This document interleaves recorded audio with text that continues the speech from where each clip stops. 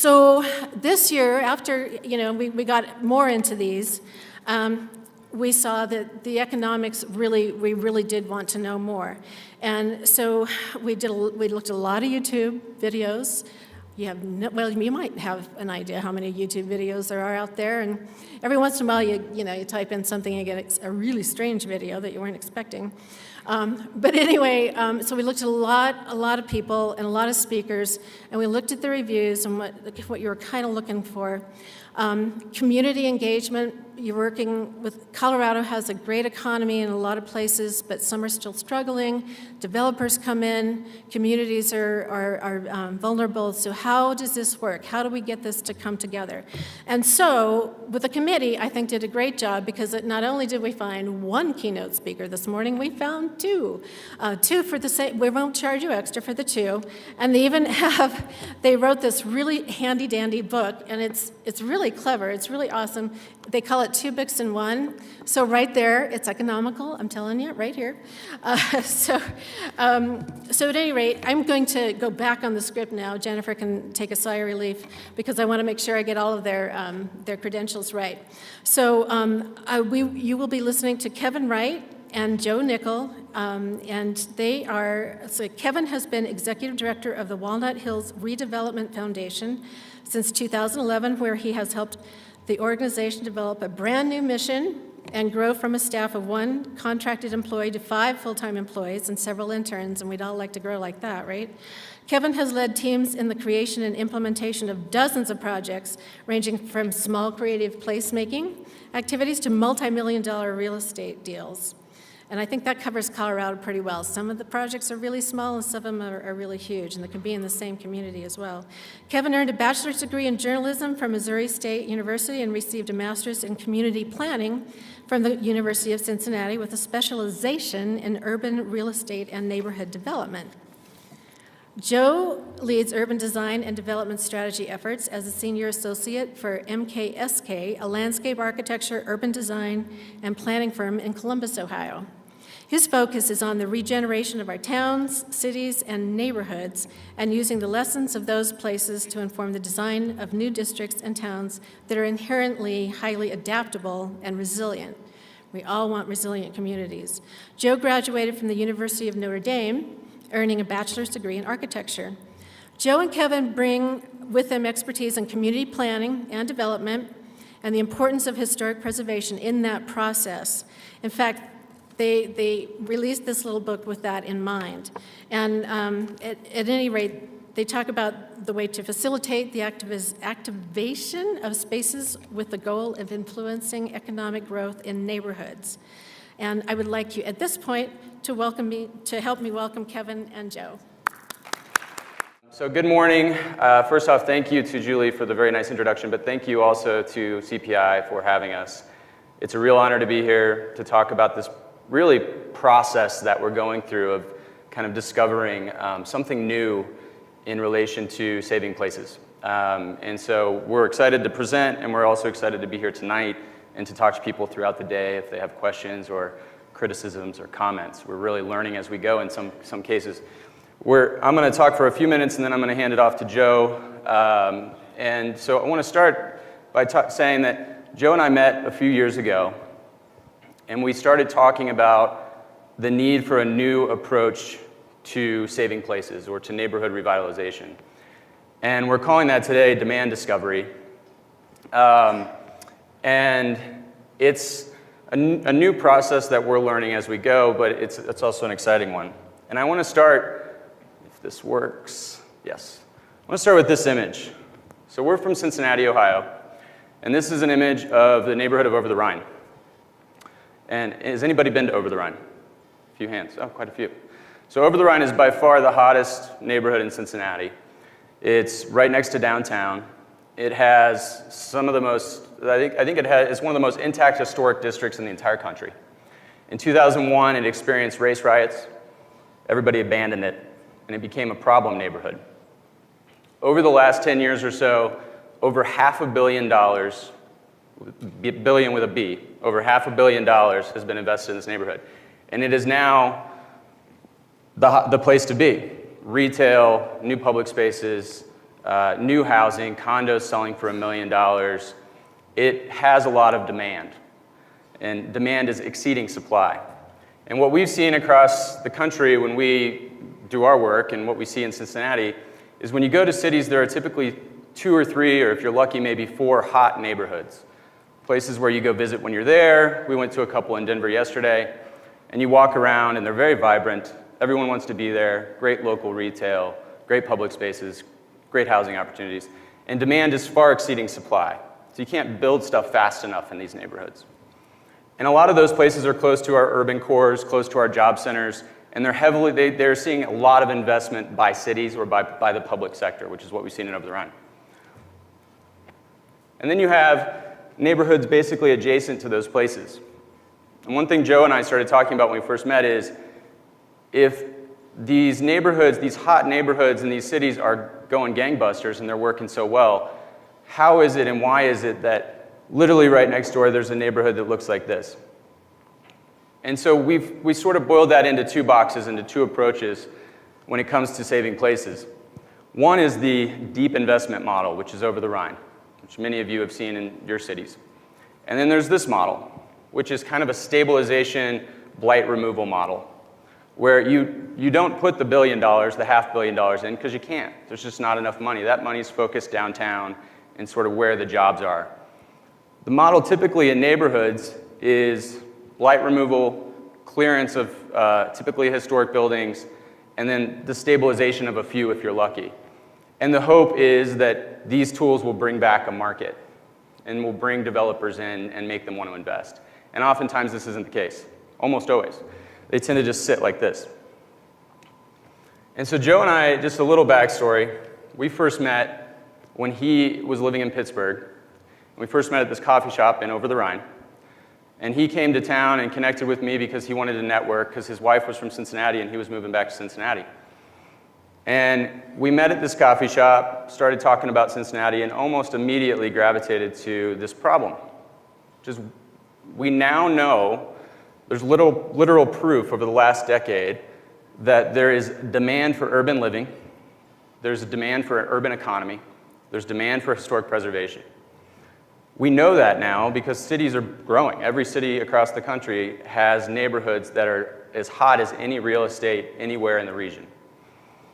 So why is it, when demand is exceeding supply in these places, why is it that these other neighborhoods aren't working? And so that's what we started talking about. So I'm going to take a step back, and take a step back 5 years. So it was mentioned by Julie that my background is in journalism.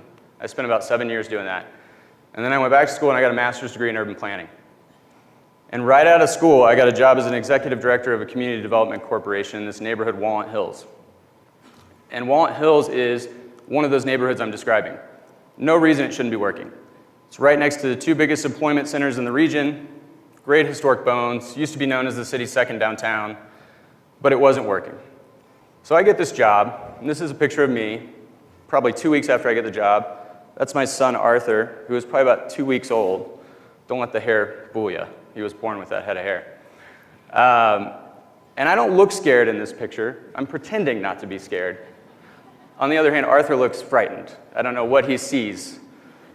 He's scared for me. But I'm standing here, imagine, put yourself in my shoes. I have no experience in community development, no experience in urban planning, no experience in real estate. And I'm all of a sudden the executive director of a fledgling CDC, and I've got the neighborhood saying, bring back our commercial corridor. And this is a street that for over half a century has been one of the worst streets in the city. And by worse, I mean blight, crime, pretty much any type of crime, graffiti, litter, you name it. All the problems were there.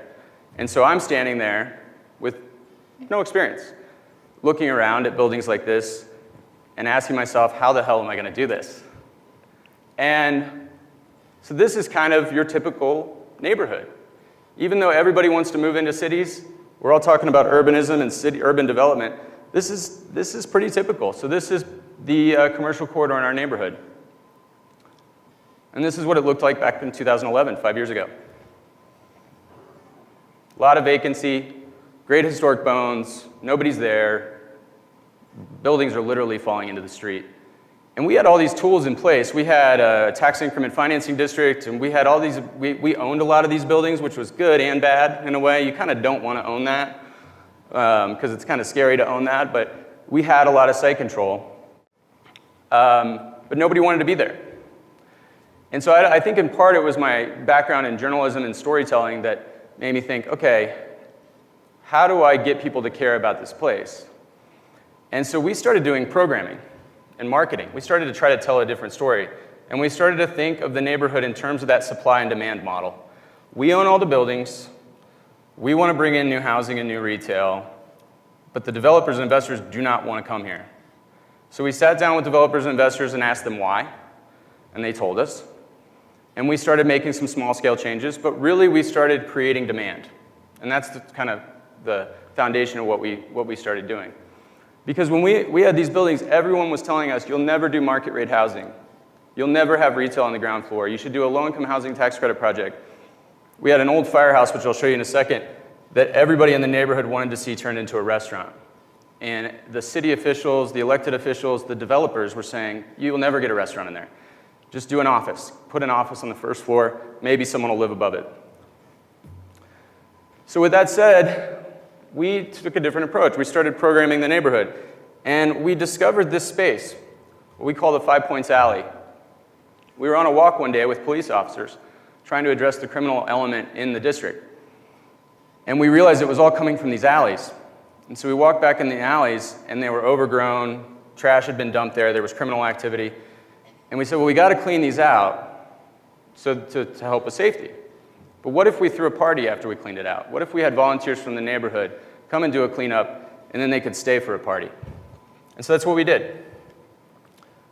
And this is what it looked like. Now, I don't have a laser pointer, but you see in the map up there on the right, this space is kind of tucked away and hidden. You wouldn't have known it's there. Right behind our main and main intersection. Right behind some of these big historic buildings that we owned, and it was our job to redevelop. And so what we did was we threw something called a pop-up beer garden. And we just opened a couple kegs of beer, we had music, and we had a food truck. And this event just turned into a huge citywide phenomenon. People started showing up from all over the city and coming and experiencing Walnut Hills really for the first time. And it created this demand. So we started incrementally growing the space. We started painting murals. We worked with the architects at University of Cincinnati, architecture students at University of Cincinnati to prototype a stage, to build a kiosk. And it became a little pocket park. And we tested ideas there.